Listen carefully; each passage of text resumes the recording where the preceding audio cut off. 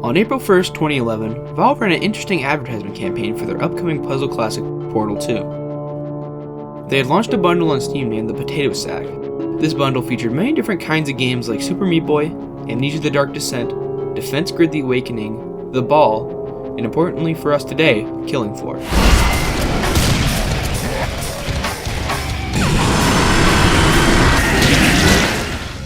Every game featured in the bundle was, unknown to players at the time, a part of an ARG to release Portal 2 early.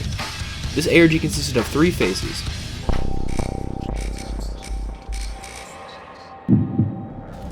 One of the first things that players began to immediately notice is that all the DOS models were replaced with a potato. Later people started to notice that there were strange ciphers and phrases in characters' descriptions, with stuff like Agent Wilkes saying, "I'm a monkey with these monkey fighting snakes on this Monday to Friday plane." Corporal Lewis just saying Summer Solstice. Dr. Gary Glover having some letters and numbers. Foundry worker Aldridge saying, "I wonder what it says on my wrench." Lee Barron saying, "Where'd I put that box of bomb parts?" Masterson saying, "Has anybody noticed that I'm in every game that Tripwire makes?" This is no longer true. Mike Noble saying, "Has been known to say while we're loading, can't you see that the answer is always 42? Foster saying, "I said, one sofa have deep counts, as I die." Breyer saying, "My favorite color is yellow. This is surely important for the lore."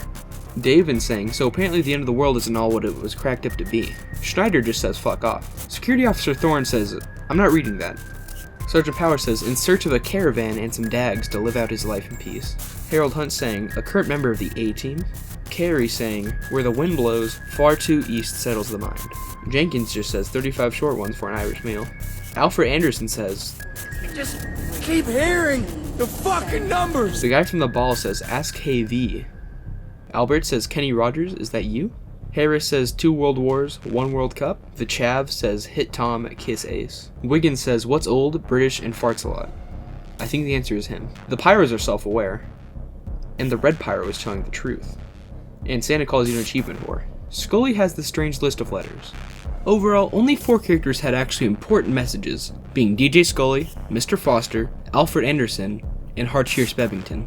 DJ Scully's message, which when decoded would say the writer, which was meant to lead players towards Mr. Foster having the correct phrase, since in his regular bio he's mentioned to be writing his own autobiography. This phrase wouldn't be used in Killing Floor and be used in a different game in the ARG. Another thing that players started to notice is that DJ Scully had a glyph and letter added to his backpack on his model. These would be important for later parts of the ARG in other games. Alfred Anderson's bio also had an important clue. It was coordinates. When translated from, don't ask me what it was translated from, I don't know. It would translate to Alienate IT 2074 -4629 17, which was coordinates for the map Bedlam, where the Alien 8 party is happening. If you go to this location, you'll find a unique body called the Mano Lantern. This won't be important till later. Spebbington also had a little thing. While not connected to the main ARG, his phrase was an anagram for "I have keys." You could go to the Tripwire forums for either the Ball or Killing Floor, and if you found him, you would get a key for the Red Orchestra 2 beta. Now all of these, apparently Killing Floor fans didn't pick up on very fast. Which honestly, as a Killing Floor fan myself, I can see that. And apparently the Spebbington key thing wasn't discovered at all. And unfortunately, his key-giving days are now over. Also, on April 4th, there was a small update to the news page. It would read, "Hello there, specimens. There's more to be found, but your head's in the ground. Study the roster, perhaps Mr. Foster. And why stop when Foster's already been found? Those symbols and letters are all around. Indeed, DJ Scully may not be wrong, but other games might need players and songs. Goodbye now, specimens." And then a bunch of numbers. When all the numbers were converted to letters, it would read out, "Clearly there are no more clues to be found. Newer reasons exist to continue to lurch internally. Surely just googling around is better than playing for your peer research." And with the weird capitalization, if you put all them together, it would read out "lying to you," which meant to not Google around, but play the game. There was one last thing found during Phase 1. In the music folder, a music file called Icy Murderous 1. This actually wasn't used in Killing Floor. This music file is a version of Dirge Disunion with lyrics intact. This is meant to be used in the game AudioServe, where if you finished a level using this track with a gold rank, you would get part of the ARG.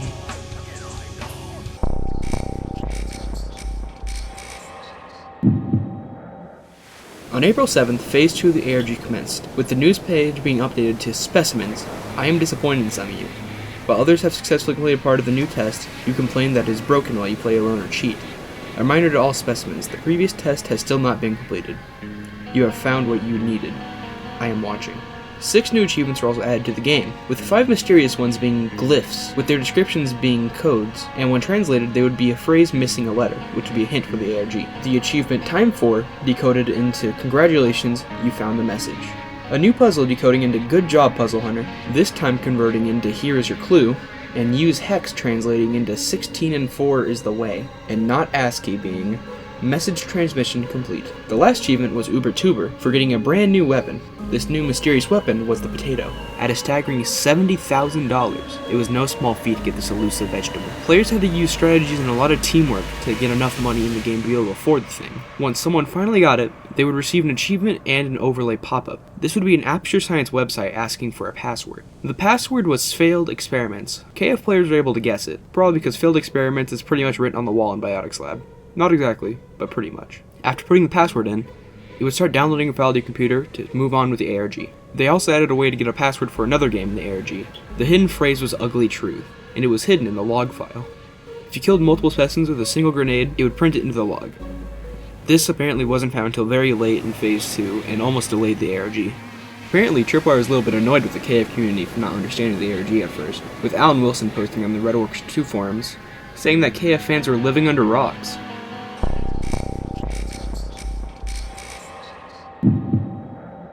On April 12th, Aperture was added to Killing Floor, the now beloved crossover between 2 very morally questionable companies. Although it wasn't exactly like what we have now, it lacked the entire central chamber as a playable space, and was missing GLaDOS herself hanging from the middle, and because there was no middle chamber, there was no golden potato. There was also another small thing. In those rooms where you have to have a teammate hold down a button, there used to be chutes in the floor that if you broke open, would teleport you to different parts of the map. These parts of the map are no longer accessible at all. One of these rooms had a computer that said Use Me on it, and when interacted with, it would open another Aperture Science terminal, where GLaDOS would speak to the player. Her phrase would be another part of the ARG. The map Bedlam was also updated. It had Use Me graffiti around the body that was found earlier. And when interacted with, you get another phrase from GLaDOS. Sadly, nobody seems to ever recorded the Bedlam one. The trader had also been replaced with a portal core, with custom portal voice acting, which, I may be wrong, but I believe is the actual Ellen McLean voicing it. Hello, Money. Who's your dumb-looking friend? It replaced the trader across the entire game, and even though it's no longer in the game obviously, there are some mods that use, although some recreated assets, allow you to have the portal trader again. I'm thinking of soon, not sure when, but releasing a version of these mods that uses the actual original assets, since I was able to archive them. When this released, the news tab was updated to say, I am watching specimens. The testing chamber is now open for X play. I'll be seeing you soon. All the mysterious achievements are also updated to be the map completion achievements. But there was one new achievement added, just simply called Glyphy, with the description Glyph Glyph. When all the ARG stuff had been decoded, it led to a website with a countdown. This was the countdown to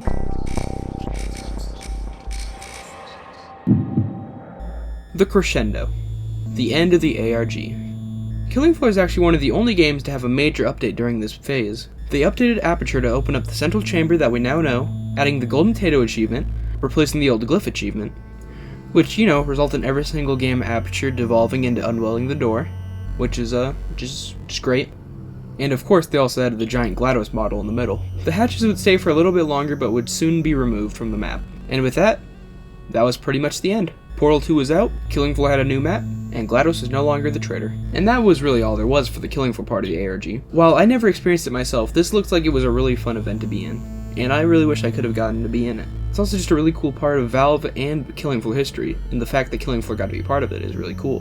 While most of the stuff from this event is no longer in the game, at least we have the giant map that we have now.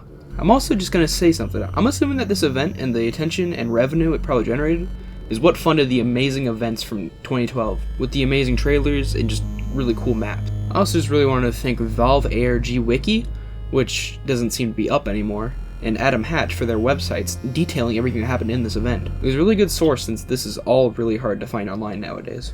I'd also like to thank my friend who was able to give me access to the 2011 versions of the game so I could record stuff for this, even though I like to use old recordings for a more vintage feel.